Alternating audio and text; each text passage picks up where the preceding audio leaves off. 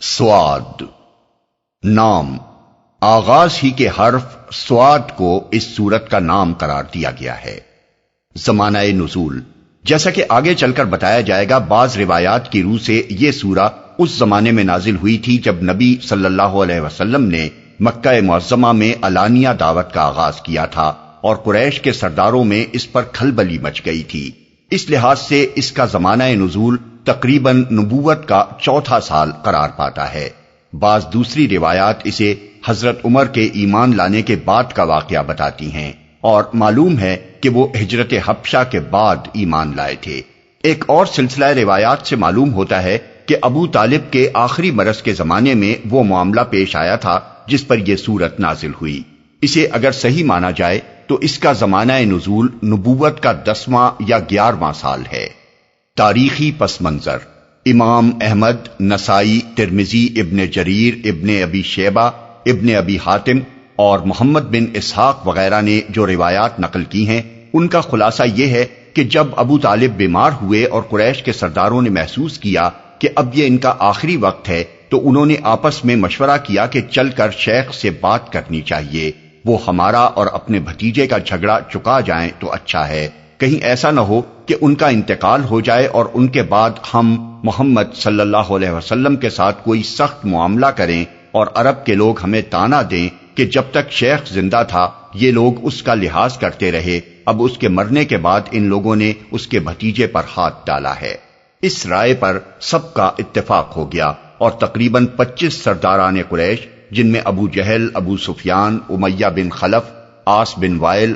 اسود بن المطلب، عقبہ بن ابی معیط، عتبہ اور شیبہ شامل تھے، ابو طالب کے پاس پہنچے۔ ان لوگوں نے پہلے تو حسب معمول نبی صلی اللہ علیہ وسلم کے خلاف اپنی شکایات بیان کی، پھر کہا ہم آپ کے سامنے ایک انصاف کی بات پیش کرنے آئے ہیں، آپ کا بھتیجا ہمیں ہمارے دین پر چھوڑ دے اور ہم اسے اس کے دین پر چھوڑے دیتے ہیں،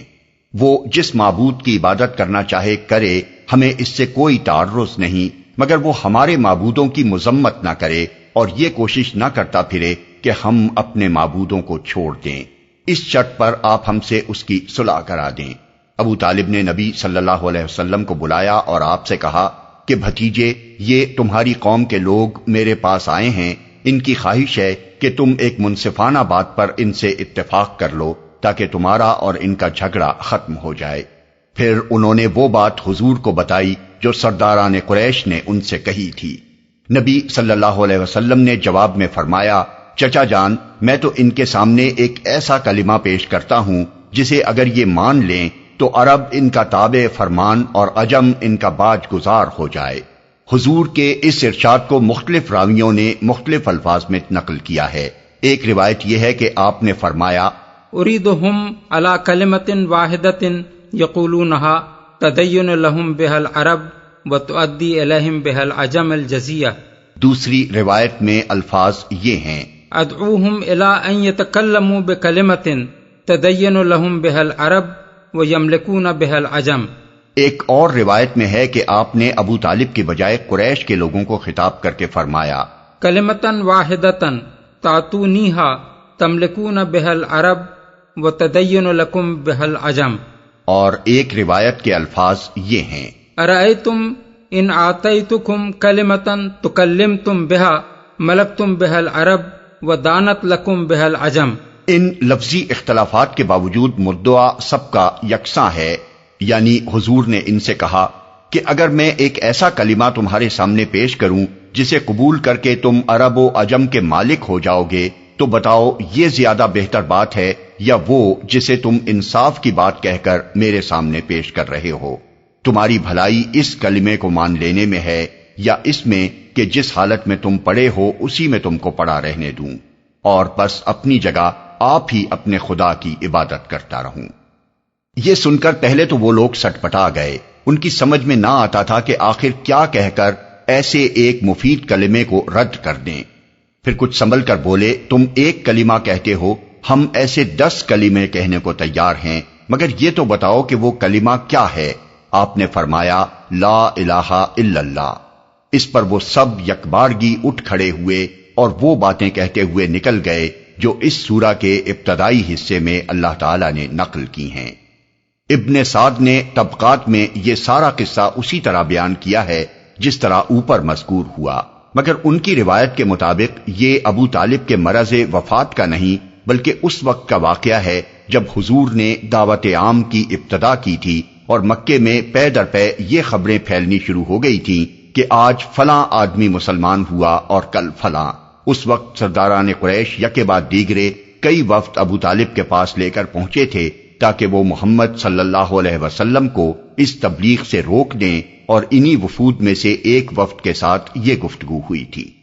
زمخشری، رازی، نیسابوری اور بعض دوسرے مفسرین کہتے ہیں کہ یہ وفد ابو طالب کے پاس اس وقت گیا تھا جب حضرت عمر کے ایمان لانے پر سرداران قریش بوکھلا گئے تھے، لیکن کتب روایت میں سے کسی میں اس کا حوالہ ہمیں نہیں مل سکا ہے اور نہ ان مفسرین نے اپنے ماخذ کا حوالہ دیا ہے۔ تاہم اگر یہ صحیح ہو تو یہ ہے سمجھ میں آنے والی بات، اس لیے کہ کفار قریش پہلے ہی دیکھ کر گھبرائے ہوئے تھے کہ اسلام کی دعوت لے کر ان کے درمیان سے ایک ایسا شخص اٹھا ہے جو اپنی شرافت، بے داغ سیرت اور دانائی اور سنجیدگی کے اعتبار سے ساری قوم میں اپنا جواب نہیں رکھتا۔ پھر اس کا دست راست ابو بکر جیسا آدمی ہے جسے مکے اور اس کے اطراف کا بچہ ایک نہایت شریف، راست باز اور ذکی انسان کی حیثیت سے جانتا ہے۔ اب جو انہوں نے دیکھا ہوگا کہ عمر بن خطاب جیسا جری اور صاحب عزم آدمی بھی ان دونوں سے جا ملا ہے تو یقیناً انہیں محسوس ہوا ہوگا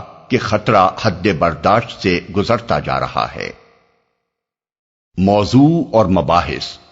اوپر جس مجلس کا ذکر کیا گیا ہے اسی پر تبصرے سے اس سورہ کا آغاز ہوا ہے۔ کفار اور نبی صلی اللہ علیہ وسلم کی گفتگو کو بنیاد بنا کر اللہ تعالیٰ نے بتایا ہے کہ ان لوگوں کے انکار کی اصل وجہ دعوت اسلامی کا کوئی نقص نہیں ہے بلکہ ان کا اپنا تکبر اور حسد اور تقلید عامہ پر اصرار ہے۔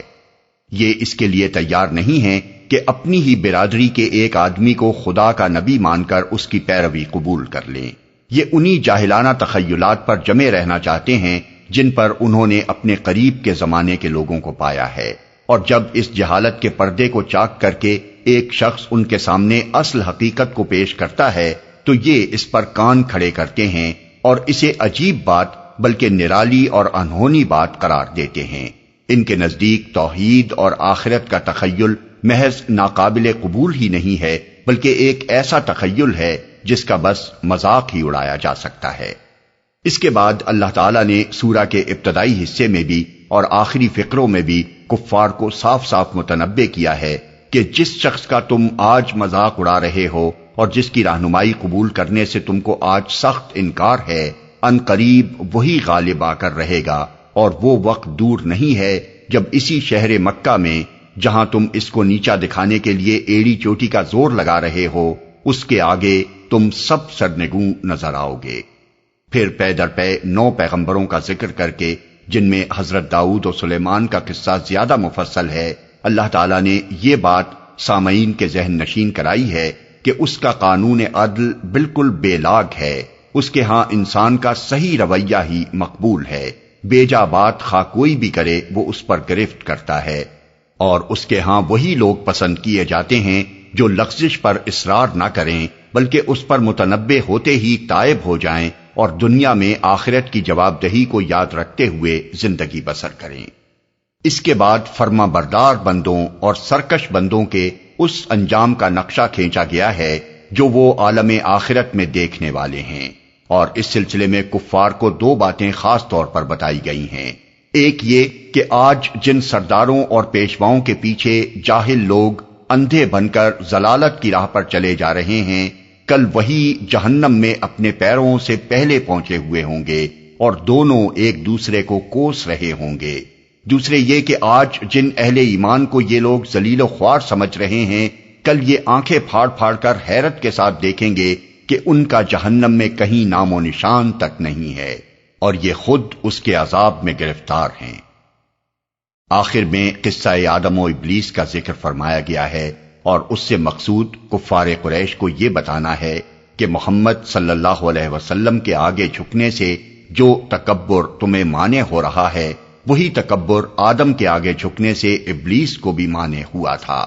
خدا نے جو مرتبہ آدم کو دیا تھا اس پر ابلیس نے حسد کیا اور حکم خدا کے مقابلے میں سرکشی اختیار کر کے لعنت کا مستحق ہوا۔ اسی طرح جو مرتبہ خدا نے محمد صلی اللہ علیہ وسلم کو دیا ہے اس پر تم حسد کر رہے ہو اور اس بات کے لیے تیار نہیں ہو کہ جسے خدا نے رسول مقرر کیا ہے اس کی اطاعت کرو۔ اس لیے جو انجام ابلیس کا ہونا ہے وہی آخر کار تمہارا بھی ہونا ہے۔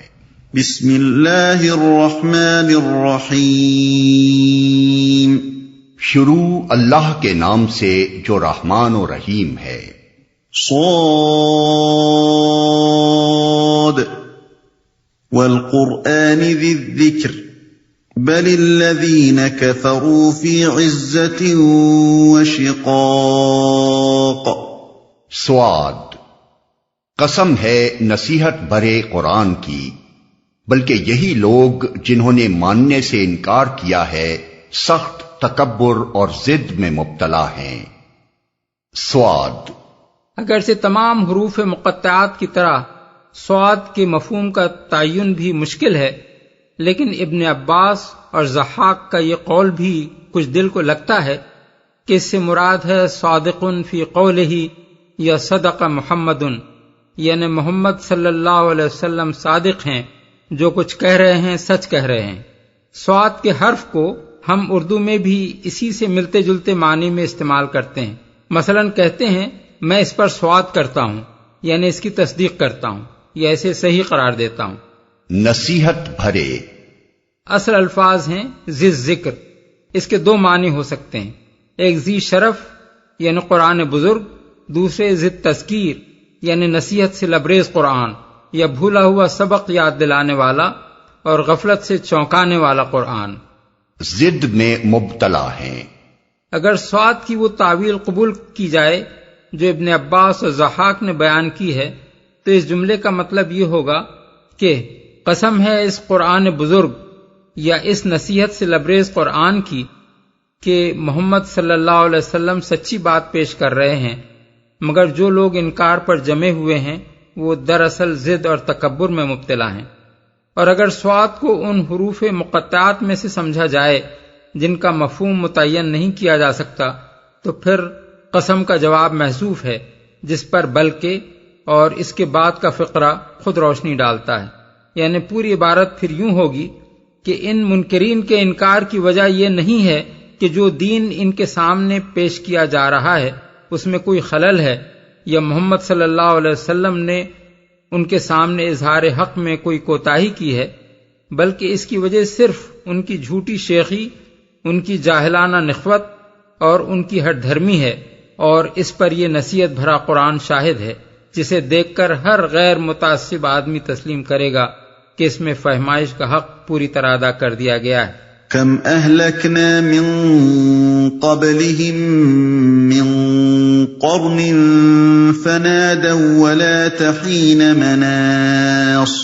ان سے پہلے ہم ایسی کتنی ہی قوموں کو ہلاک کر چکے ہیں اور جب ان کی شامت آئی ہے تو وہ چیخ اٹھے ہیں، مگر وہ وقت بچنے کا نہیں ہوتا۔ وَعَجِبُوا أَن جَاءَهُم مُّنذِرٌ مِّنْهُمْ وَقَالَ الْكَافِرُونَ هَذَا سَاحِرٌ كَذَّابٌ أَجَعَلَ الْآلِهَةَ إِلَٰهًا وَاحِدًا إِنَّ هَٰذَا لَشَيْءٌ عُجَابٌ۔ ان لوگوں کو اس بات پر بڑا تعجب ہوا کہ ایک ڈرانے والا خود انہی میں سے آ گیا۔ منکرین کہنے لگے کہ یہ ساحر ہے، سخت جھوٹا ہے، کیا اس نے سارے خداؤں کی جگہ بس ایک ہی خدا بنا ڈالا؟ یہ تو بڑی عجیب بات ہے۔ ایک ڈرانے والا خود انہی میں سے آ گیا، یعنی یہ ایسے احمق لوگ ہیں کہ جب ایک دیکھا بھالا آدمی خود ان کی اپنی جنس، اپنی قوم اور اپنی برادری میں سے ان کو خبردار کرنے کے لیے مقرر کیا گیا تو ان کو یہ عجیب بات معلوم ہوئی، حالانکہ عجیب بات اگر ہوتی تو یہ ہوتی کہ انسانوں کو خبردار کرنے کے لیے آسمان سے کوئی اور مخلوق بھیج دی جاتی یا ان کے درمیان یکایک ایک اجنبی آدمی کہیں باہر سے آ کھڑا ہوتا اور نبوت کرنی شروع کر دیتا، اس صورت میں تو بلا شبہ یہ لوگ بجا طور پر کہہ سکتے تھے کہ یہ عجیب حرکت ہمارے ساتھ کی گئی ہے، بھلا جو انسان ہی نہیں ہے وہ ہمارے حالات اور جذبات اور ضروریات کو کیا جانے گا کہ ہماری رہنمائی کر سکے، یا جو اجنبی آدمی اچانک ہمارے درمیان آ گیا ہے اس کی صداقت کو آخر ہم کیسے جانچیں اور کیسے معلوم کریں کہ یہ بھروسے کے قابل آدمی ہے یا نہیں؟ اس کی سیرت و کردار کو ہم نے کب دیکھا ہے کہ اس کی بات کا اعتبار کرنے یا نہ کرنے کا فیصلہ کر سکیں؟ یہ ساحر ہے۔ حضور کے لیے ساحر کا لفظ وہ لوگ اس معنی میں بولتے تھے کہ یہ شخص کچھ ایسا جادو کرتا ہے جس سے آدمی دیوانہ ہو کر اس کے پیچھے لگ جاتا ہے، کسی تعلق کے کٹ جانے اور کوئی نقصان پہنچ جانے کی پرواہ نہیں کرتا، باپ کو بیٹا اور بیٹے کو باپ چھوڑ بیٹھتا ہے، بیوی شوہر کو چھوڑ دیتی ہے اور شوہر بیوی سے جدا ہو جاتا ہے، ہجرت کی نوبت آئے تو دامن جھاڑ کر وطن سے نکل کھڑا ہوتا ہے،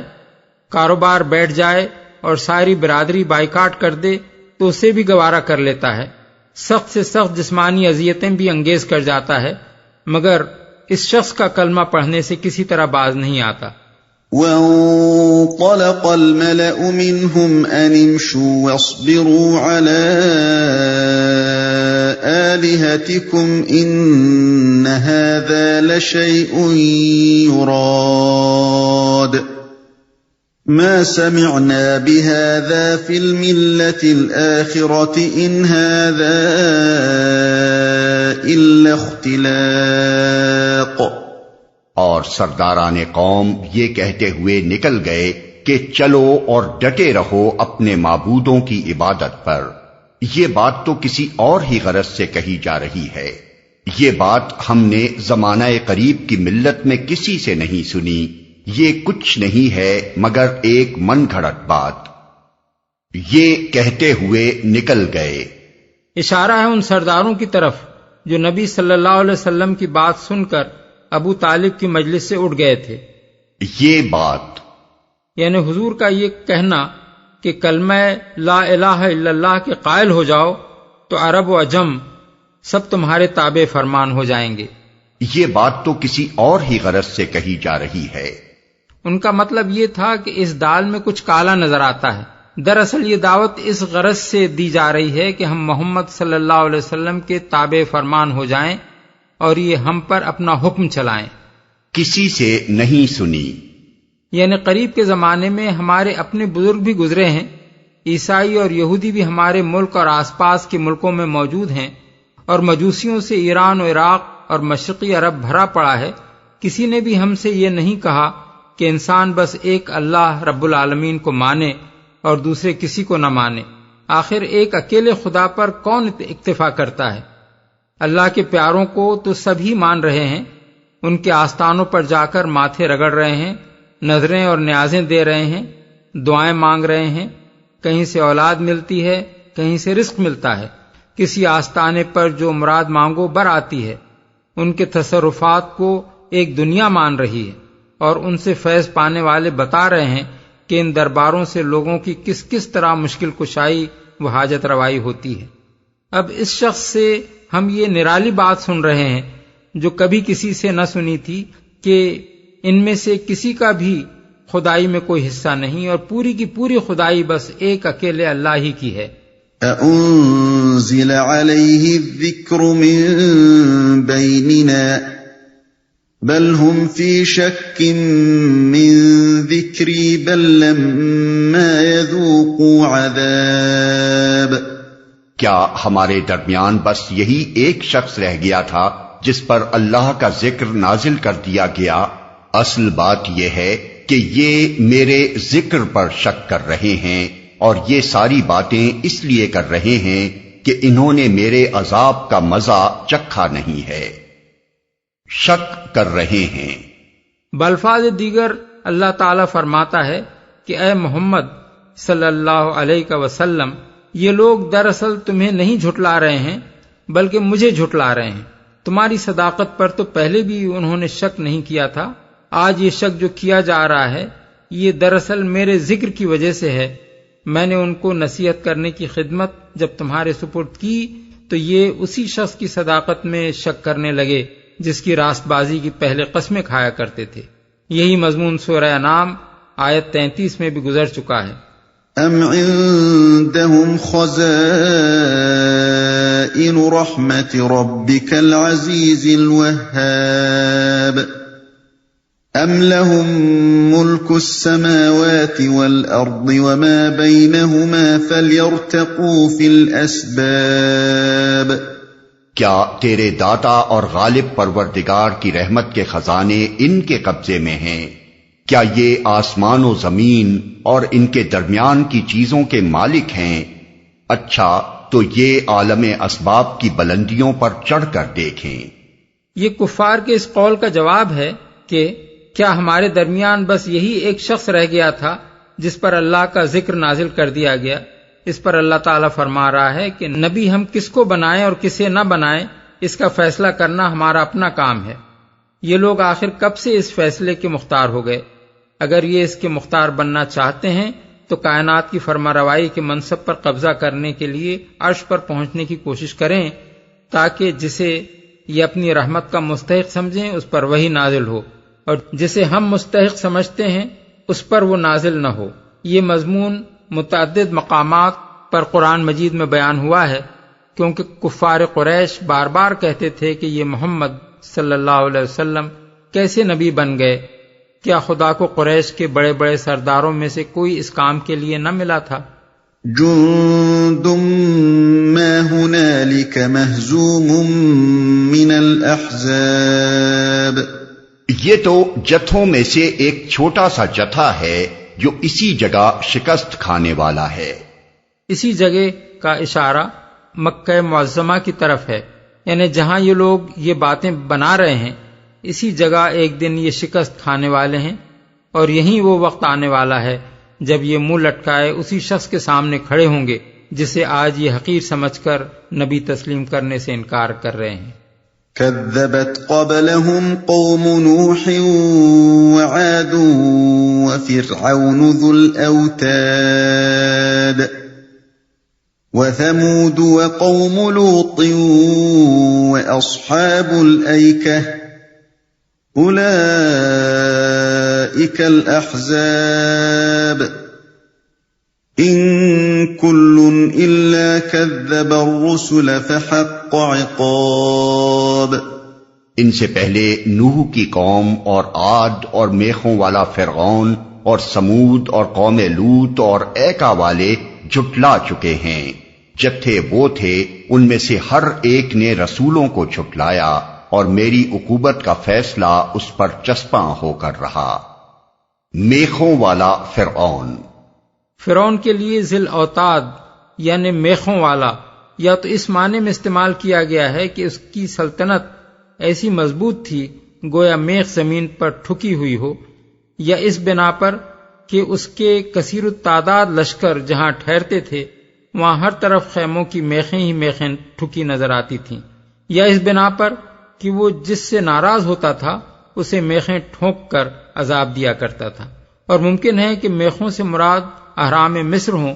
جو زمین کے اندر میخ کی طرح ٹھکے ہوئے ہیں۔ وَمَا يَنظُرُ هَؤُلَاءِ إِلَّا صَيْحَةً وَاحِدَةً مَا لَهَا مِن فَوَاقٍ۔ یہ لوگ بھی بس ایک دھماکے کے منتظر ہیں جس کے بعد کوئی دوسرا دھماکہ نہ ہوگا۔ یعنی عذاب کا ایک ہی کڑکا انہیں ختم کر دینے کے لیے کافی ہوگا، کسی دوسرے کڑکے کی حاجت پیش نہ آئے گی۔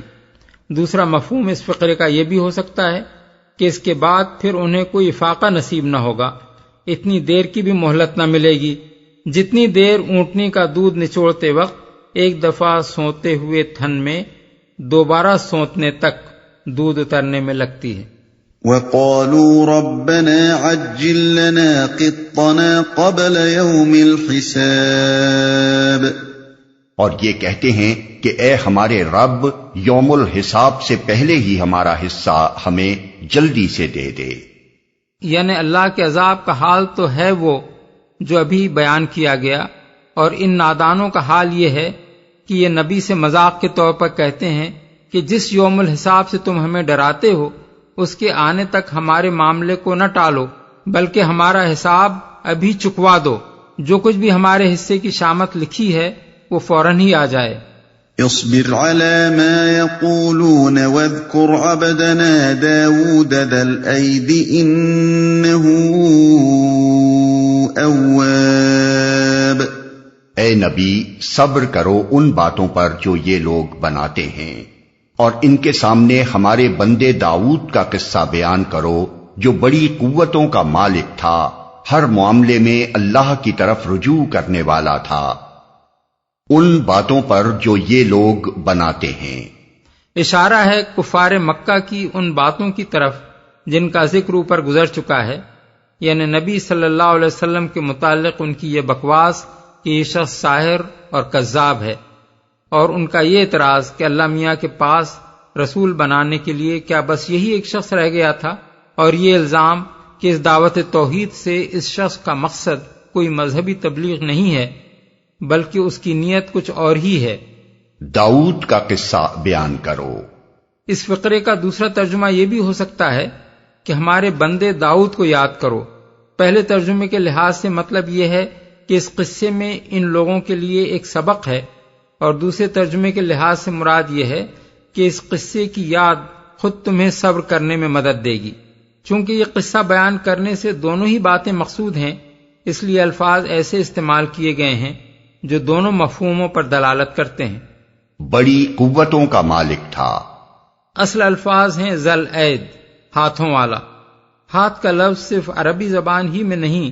دوسری زبانوں میں بھی قوت و قدرت کے لیے استعارے کے طور پر استعمال ہوتا ہے۔ حضرت داؤد کے لیے جب ان کی صفت کے طور پر یہ فرمایا گیا کہ وہ ہاتھوں والے تھے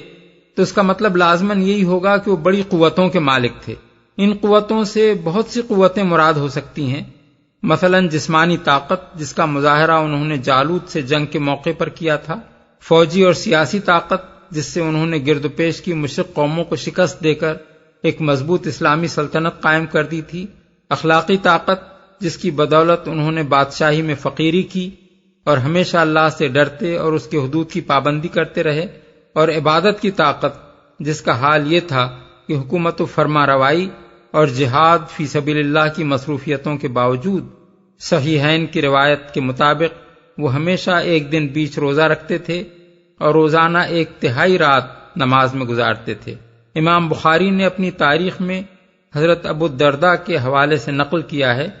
کہ جب حضرت داؤد کا ذکر آتا تھا تو نبی صلی اللہ علیہ وسلم فرمایا کرتے تھے، کان عابد البشر،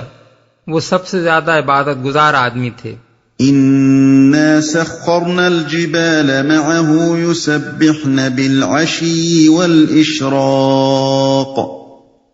وَالطَّيْرَ مَحْشُورَةً كُلٌّ لَهُ أَوَّابٌ۔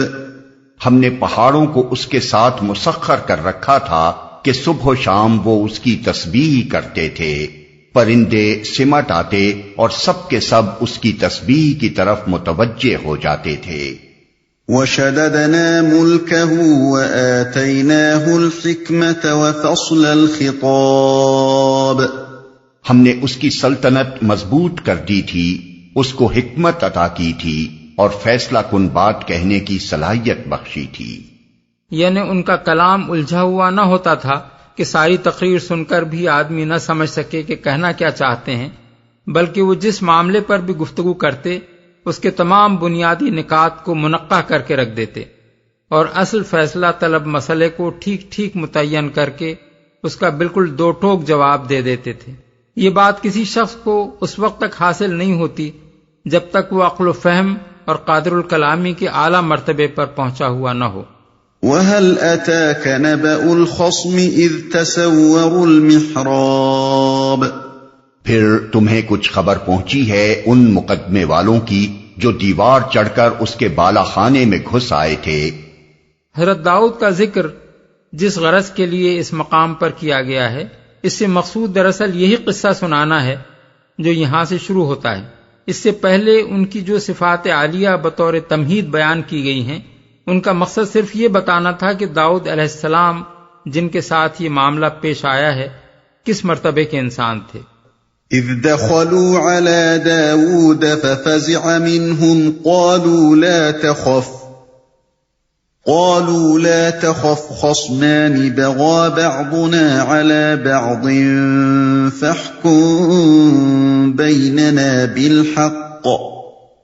فاحكم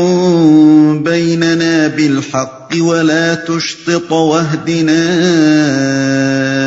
إلى سواء الصراط۔ جب وہ داؤد کے پاس پہنچے تو وہ انہیں دیکھ کر گھبرا گیا۔ انہوں نے کہا ڈریے نہیں، ہم دو فریق مقدمہ ہیں جن میں سے ایک نے دوسرے پر زیادتی کی ہے، آپ ہمارے درمیان ٹھیک ٹھیک حق کے ساتھ فیصلہ کر دیجئے، بے انصافی نہ کیجئے اور ہمیں راہ راست بتائیے۔ دیکھ کر گھبرا گیا۔ گھبرانے کی وجہ یہ تھی کہ دو آدمی فرماروائے وقت کے پاس اس کی خلوت گاہ میں سیدھے راستے سے جانے کے بجائے یکایک دیوار چڑھ کر جا پہنچے تھے۔ ان هذا اخی له 99 نعجة ولی نعجة واحدة فقال اکفلنیها وعزنی فی الخطاب۔ یہ میرا بھائی ہے، اس کے پاس 99 دمبیاں ہیں اور میرے پاس صرف ایک ہی دمبی ہے۔ اس نے مجھ سے کہا کہ یہ ایک دمبی بھی میرے حوالے کر دے، اور اس نے گفتگو میں مجھے دبا لیا۔ یہ میرا بھائی ہے۔ بھائی سے مراد حقیقی بھائی نہیں بلکہ دینی اور قومی بھائی ہے۔ گفتگو میں مجھے دبا لیا۔ آگے کی بات سمجھنے کے لیے یہ بات نگاہ میں رکھنی ضروری ہے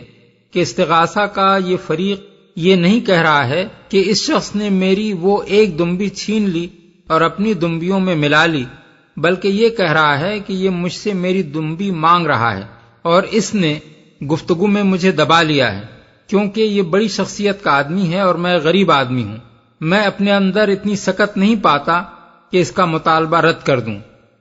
آیت سجدہ۔ قال لقد ظلمك بسؤال نعجتك إلى نعاجه وإن كثيرا من الخلطاء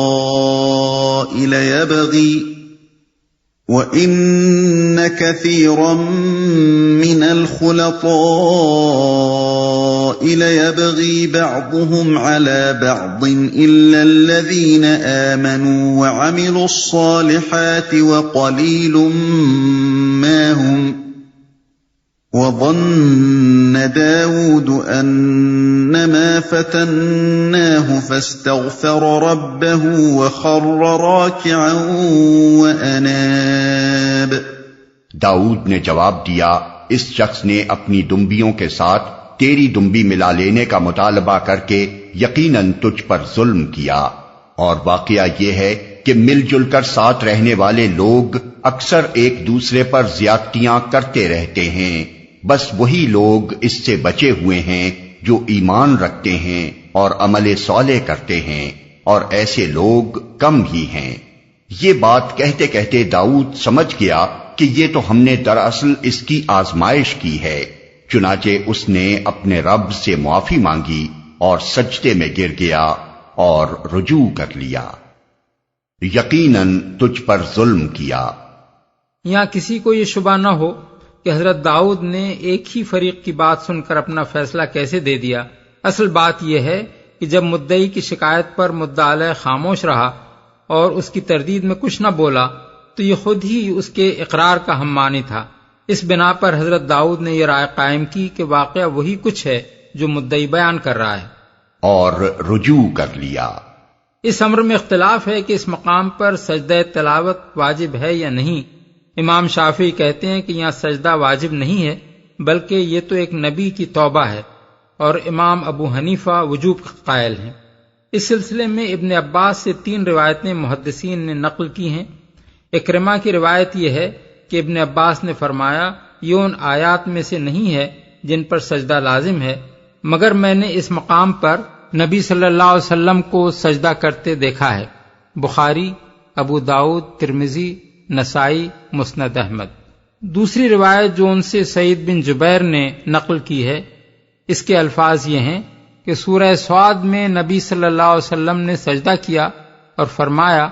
داؤد علیہ السلام نے توبہ کے طور پر سجدہ کیا تھا اور ہم شکر کے طور پر سجدہ کرتے ہیں، یعنی اس بات پر کہ ان کی توبہ قبول ہوئی۔ نسائی۔ تیسری روایت جو مجاہد نے ان سے نقل کی ہے، اس میں وہ فرماتے ہیں کہ قرآن مجید میں اللہ تعالیٰ نے نبی صلی اللہ علیہ وسلم کو حکم دیا کہ اولئک الذین ھدی اللہ فبہداہ مقتدہ، یہ وہ لوگ تھے جن کو اللہ نے راہ راست دکھائی تھی، لہذا تم ان کے طریقے کی پیروی کرو۔ اب چونکہ حضرت داؤد بھی ایک نبی تھے اور انہوں نے اس موقع پر سجدہ کیا تھا، اس لیے رسول اللہ صلی اللہ علیہ وسلم نے بھی ان کے اقتداء میں یہاں سجدہ فرمایا۔ بخاری۔ یہ تین بیانات تو حضرت ابن عباس کے ہیں، اور حضرت ابو سعید خدری کا بیان یہ ہے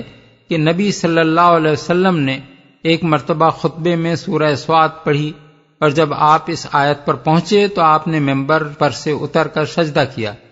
اور آپ کے ساتھ سب حاضرین نے بھی کیا۔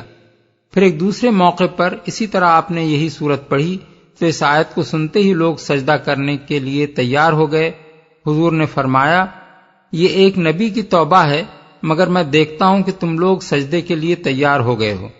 یہ فرما کر آپ ممبر سے اترے اور سجدہ کیا، اور سب حاضرین نے بھی کیا۔ ابو داؤد۔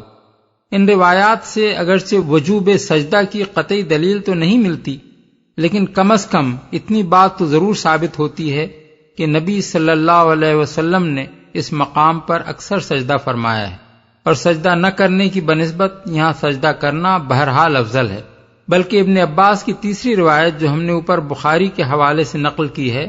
عدم وجوب کی بنسبت وجوب کے حکم کا پلڑا جھکا دیتی ہے۔ ایک اور مضمون جو اس آیت سے نکلتا ہے یہ ہے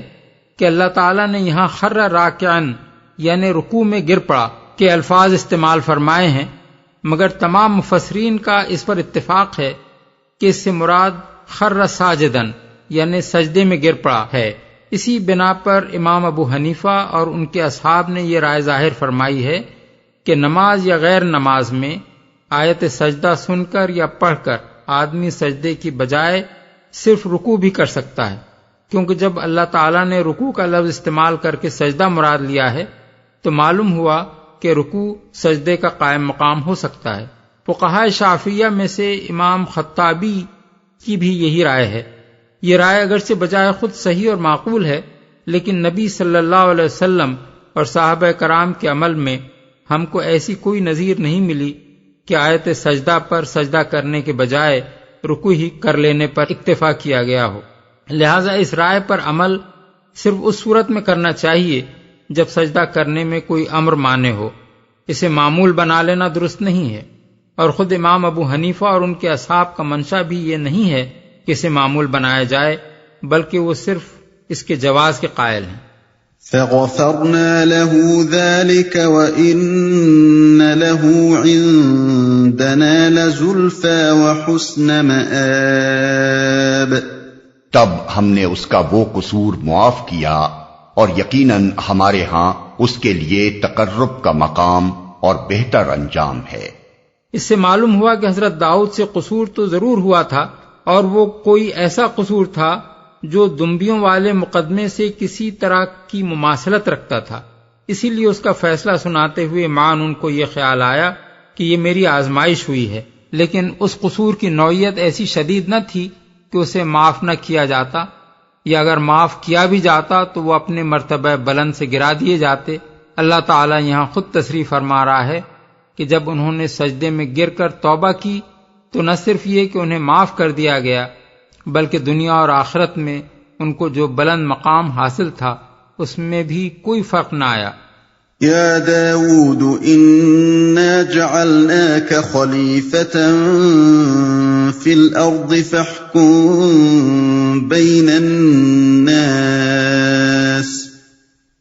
فاحكم بين الناس بالحق ولا تتبع الهوى فيضلك عن سبيل الله إن الذين والذين يضلون عن سبيل الله لهم عذاب شديد بما نسوا يوم الحساب۔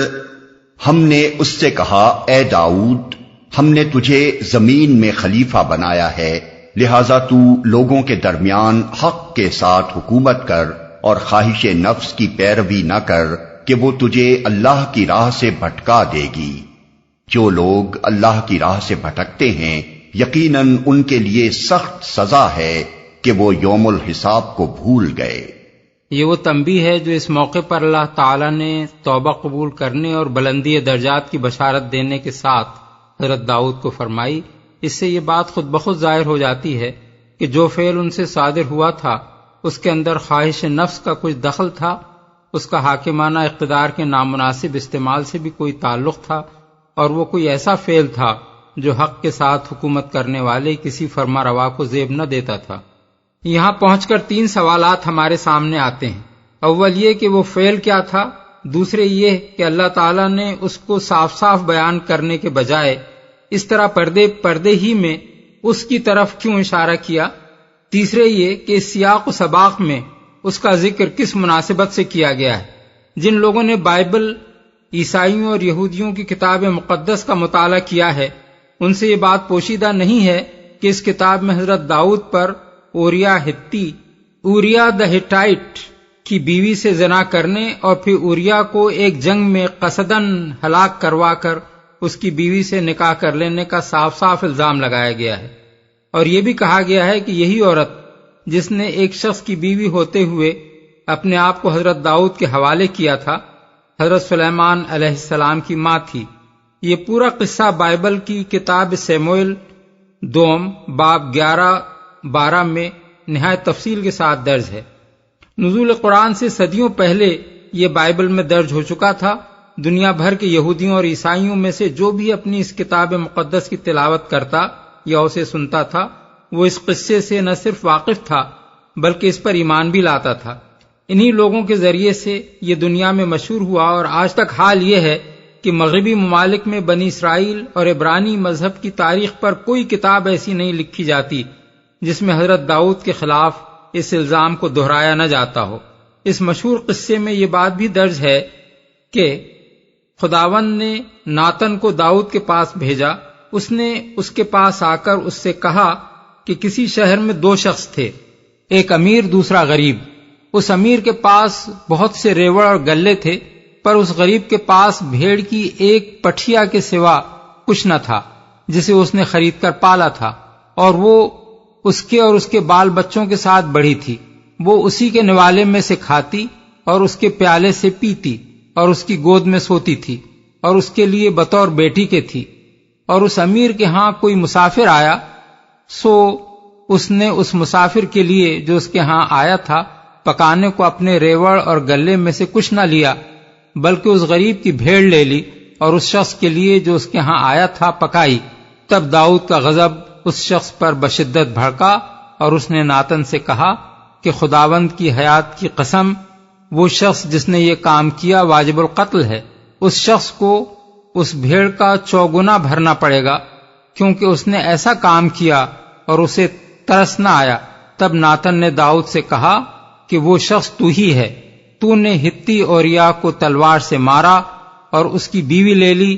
تاکہ وہ تیری بیوی بنے، اور اس کو بنی عمون کی تلوار سے قتل کروایا۔ 2 سیموئیل باب 12 فقرات 1-11۔ اس قصے اور اس کی اس شہرت کی موجودگی میں یہ ضرورت باقی نہ تھی کہ قرآن مجید میں اس کے متعلق کوئی تفصیلی بیان دیا جاتا۔ اللہ تعالیٰ کا یہ قاعدہ ہے بھی نہیں کہ وہ اپنی کتاب پاک میں ایسی باتوں کو کھول کر بیان کرے، اس لیے یہاں پردے ہی میں اس کی طرف اشارہ بھی کیا گیا ہے، اور اس کے ساتھ یہ بھی بتا دیا گیا ہے کہ اصل واقعہ کیا تھا اور اہل کتاب نے اسے بنا کیا دیا ہے۔ اصل واقعہ جو قرآن مجید کے مذکورہ بالا بیان سے صاف سمجھ میں آتا ہے وہ یہ ہے کہ حضرت داؤد علیہ السلام نے اوریا یا جو کچھ بھی اس شخص کا نام رہا ہو سے محض یہ خواہش ظاہر کی تھی کہ وہ اپنی بیوی کو طلاق دے دے، اور چونکہ یہ خواہش ایک عام آدمی کی طرف سے نہیں بلکہ ایک جلیل القدر فرماروا اور ایک زبردست دینی عظمت رکھنے والی شخصیت کی طرف سے رعایا کے ایک فرد کے سامنے ظاہر کی گئی تھی، اس لیے وہ شخص کسی ظاہری جبر کے بغیر بھی اپنے آپ کو اسے قبول کرنے پر مجبور پا رہا تھا۔ اس موقع پر قبل اس کے کہ وہ حضرت داؤد کی فرمائش کی تعمیل کرتا، قوم کے دو نیک آدمی اچانک حضرت داؤد کے پاس پہنچ گئے اور انہوں نے ایک فرضی مقدمے کی صورت میں یہ معاملہ ان کے سامنے پیش کر دیا۔ حضرت داؤد ابتدا میں تو یہ سمجھے کہ یہ واقعی کوئی مقدمہ ہے، چنانچہ انہوں نے اسے سن کر اپنا فیصلہ سنا دیا، لیکن زبان سے فیصلے کے الفاظ نکلتے ہی ان کے ضمیر نے تنبیہ کی کہ یہ تمثیل پوری طرح ان کے اور اس شخص کے معاملے پر چسپاں ہوتی ہے، اور جس فعل کو وہ ظلم قرار دے رہے ہیں اس کا صدور خود ان سے اس شخص کے معاملے میں ہو رہا ہے۔ یہ احساس دل میں پیدا ہوتے ہی وہ سجدے میں گر گئے اور توبہ کی اور اپنے اس فعل سے رجوع فرما لیا۔ بائبل میں اس واقعے کی وہ گھناؤنی شکل کیسے بنی، یہ بات بھی تھوڑے سے غور کے بعد سمجھ میں آ جاتی ہے۔ معلوم ایسا ہوتا ہے کہ حضرت داؤد کو اس خاتون کی خوبیوں کا کسی ذریعے سے علم ہو گیا تھا، اور ان کے دل میں یہ خیال پیدا ہوا تھا کہ ایسی لائق عورت ایک معمولی افسر کی بیوی ہونے کے بجائے ملک کی ملکہ ہونی چاہیے۔ اسی خیال سے مغلوب ہو کر انہوں نے اس کے شوہر سے یہ خواہش ظاہر کی کہ وہ اسے طلاق دے دے۔ اس میں کوئی قباحت انہوں نے اس لیے محسوس نہ کی کہ بنی اسرائیل کے ہاں یہ کوئی معیوب بات نہ سمجھی جاتی تھی۔ ان کے ہاں یہ ایک معمولی بات تھی کہ ایک شخص اگر کسی کی بیوی کو پسند کرتا تو بے تکلف اس سے درخواست کر دیتا تھا کہ اسے میرے لیے چھوڑ دے۔ ایسی درخواست پر کوئی برا نہ مانتا تھا، بلکہ بسا اوقات دوست ایک دوسرے کے پاس خاطر سے بیوی کو خود طلاق دے دیتے تھے تاکہ دوسرا اس سے شادی کر لے۔ لیکن یہ بات کرتے وقت حضرت داؤد کو اس امر کا احساس نہ ہوا کہ ایک عام آدمی کی طرف سے اس طرح کی خواہش کا اظہار تو جبر و ظلم کے عنصر سے خالی ہو سکتا ہے، مگر ایک فرمانروا کی طرف سے جب ایسی خواہش ظاہر کی جائے تو وہ جبر سے کسی طرح بھی خالی نہیں ہو سکتی۔ اس پہلو کی طرف جب اس تمثیلی مقدمے کے ذریعے سے ان کو توجہ دلائی گئی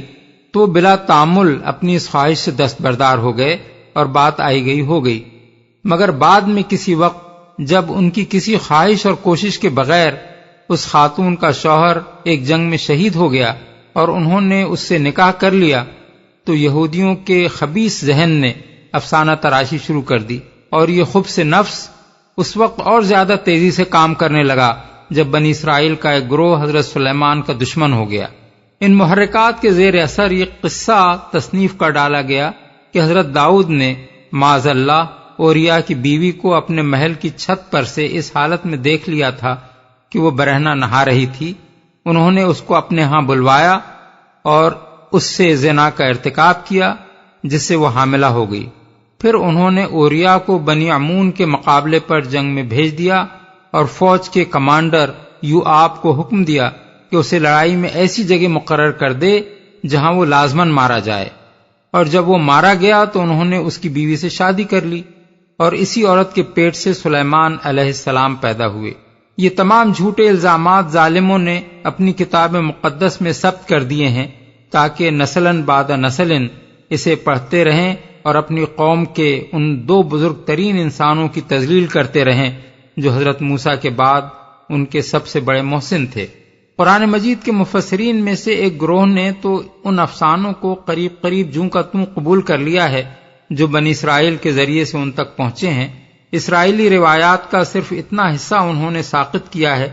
جس میں حضرت داؤد پر زنا کا الزام لگایا گیا تھا اور عورت کے حاملہ ہو جانے کا ذکر تھا۔ باقی سارا قصہ ان کی نقل کردہ روایات میں اسی طرح پایا جاتا ہے جس طرح وہ بنی اسرائیل میں مشہور تھا۔ دوسرے گروہ نے سرے سے اس واقعے ہی کا انکار کر دیا ہے کہ حضرت داؤد سے کوئی ایسا فعل صادر ہوا تھا جو دمبیوں والے مقدمے سے کوئی مماثلت رکھتا ہو۔ اس کے بجائے وہ اپنی طرف سے اس قصے کی ایسی تعویلات کرتے ہیں جو بالکل بے بنیاد ہیں، جن کا کوئی ماخذ نہیں ہے، اور خود قرآن کے سیاق و سباق سے بھی وہ کوئی مناسبت نہیں رکھتی۔ لیکن مفسرین ہی میں ایک گروہ ایسا بھی ہے جو ٹھیک بات تک پہنچا ہے اور قرآن کے واضح اشارات سے قصے کی اصل حقیقت پا گیا ہے۔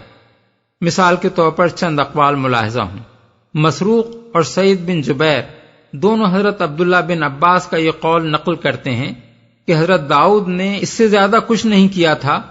کہ اس عورت کے شوہر سے یہ خواہش ظاہر کی تھی کہ اپنی بیوی کو میرے لیے چھوڑ دے۔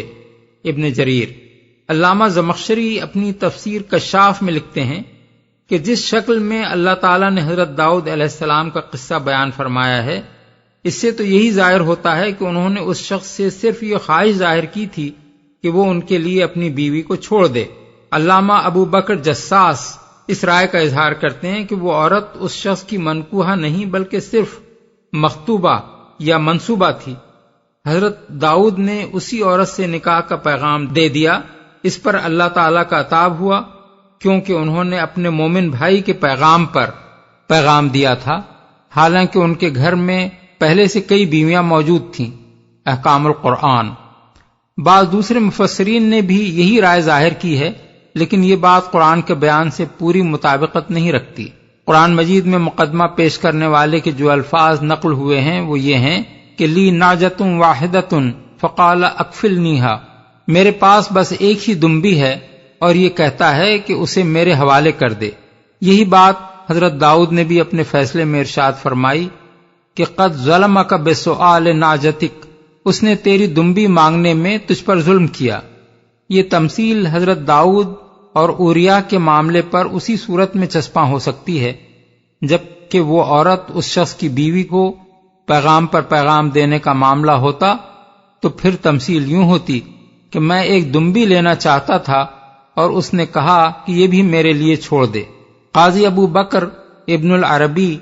احکام القرآن میں اس مسئلے پر تفصیلی بحث کرتے ہوئے لکھتے ہیں، اصل واقعہ بس یہی ہے کہ حضرت داؤد نے اپنے آدمیوں میں سے ایک شخص سے کہا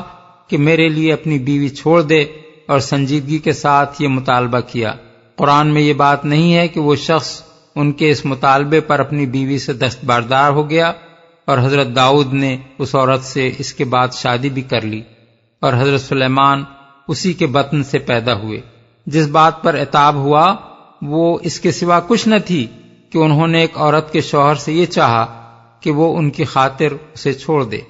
یہ فعل قافل جملہ جائز ہی ہو مگر منصب نبوت سے بعید تھا، اسی لیے ان پر عتاب بھی ہوا اور ان کو نصیحت بھی کی گئی۔ یہی تفسیر اس سیاق و سباق سے بھی مناسبت رکھتی ہے جس میں یہ قصہ بیان کیا گیا ہے۔ سلسلہ کلام پر غور کرنے سے یہ بات صاف معلوم ہوتی ہے کہ قرآن مجید میں اس مقام پر یہ قصہ دو اغراض کے لیے بیان کیا گیا ہے۔ پہلی غرض نبی صلی اللہ علیہ وسلم کو صبر کی تلقین کرنا ہے، اور اس مقصد کے لیے آپ کو مخاطب کر کے فرمایا گیا ہے کہ جو باتیں یہ لوگ تم پر بناتے ہیں ان پر صبر کرو اور ہمارے بندے داؤد کو یاد کرو۔ یعنی تمہیں تو ساحر اور کذاب ہی کہا جا رہا ہے، لیکن ہمارے بندے داؤد پر تو ظالموں نے زنا اور سازشی قتل تک کے الزامات لگا دیے، لہذا ان لوگوں سے جو کچھ بھی تم کو سننا پڑے اسے برداشت کرتے رہو۔ دوسری غرض کفار کو یہ بتانا ہے کہ تم لوگ ہر محاسبے سے بے خوف ہو کر دنیا میں طرح طرح کی زیادتیاں کرتے چلے جاتے ہو، لیکن جس خدا کی خدائی میں تم یہ حرکتیں کر رہے ہو وہ کسی کو بھی محاسبہ کیے بغیر نہیں چھوڑتا، حتیٰ کہ جو بندے اس کے نہایت محبوب و مقرب ہوتے ہیں وہ بھی اگر ایک ذرا سی لغزش کے مرتکب ہو جائیں تو خداوند عالم ان سے سخت مواخذہ کرتا ہے۔ اس مقصد کے لیے نبی صلی اللہ علیہ وسلم سے فرمایا گیا کہ ان کے سامنے ہمارے بندے داؤد کا قصہ بیان کرو جو ایسی اور ایسی خوبیوں کا مالک تھا، مگر جب اس سے ایک بیجا بات سرزد ہو گئی تو دیکھو کہ ہم نے اسے کس طرح سرزنش کی۔ اس سلسلے میں غلط فہمی اور باقی رہ جاتی ہے جسے رفع کر دینا ضروری ہے۔ تمثیل میں مقدمہ پیش کرنے والے نے یہ جو کہا ہے کہ اس شخص کے پاس 99 دمبیاں ہیں اور میرے پاس ایک ہی دمبی ہے جسے یہ مانگ رہا ہے، اس سے بظاہر یہ گمان ہوتا ہے کہ شاید حضرت داؤد کے پاس 99 بیویاں تھیں اور وہ ایک عورت حاصل کر کے 100 کا عدد پورا کرنا چاہتے تھے، لیکن دراصل تمثیل کے ہر جز کا حضرت داؤد اور اوریا ہتی کے معاملے پر لفظ بلفظ چسپاں ہونا ضروری نہیں ہے۔ عام محاورے میں 10، 20، 50 وغیرہ اعداد کا ذکر صرف کثرت کو بیان کرنے کے لیے کیا جاتا ہے، نہ کہ ٹھیک تعداد بیان کرنے کے لیے۔ ہم جب کسی سے کہتے ہیں کہ 10 مرتبہ تم سے فلاں بات کہہ دی تو اس کا مطلب یہ نہیں ہوتا کہ 10 بار گن کر وہ بات کہی گئی ہے، بلکہ مطلب یہ ہوتا ہے کہ بارہا وہ بات کہی جا چکی ہے۔ ایسا ہی معاملہ یہاں بھی ہے۔ تمثیلی مقدمے میں وہ شخص حضرت داؤد کو یہ احساس دلانا چاہتا تھا کہ آپ کے پاس متعدد بیویاں ہیں اور پھر بھی آپ دوسرے شخص کی ایک بیوی حاصل کرنا چاہتے ہیں۔ یہی بات مفسر نیسابوری نے حضرت حسن بصری سے نقل کی ہے۔ لم یکن لداؤد 99 امرأۃ وانما ھذا مثل۔ حضرت داؤد کی 99 بیویاں نہ تھیں، بلکہ یہ صرف ایک تمثیل ہے۔ اس قصے پر تفصیلی بحث ہم نے اپنی کتاب تفہیمات حصہ دوم میں کی ہے۔ جو اصحاب ہماری بیان کردہ تعویل کی ترجیح کے مفصل دلائل معلوم کرنا چاہتے ہیں، وہ اس کتاب کے صفحات 29 تا 44 ملاحظہ فرمائیں۔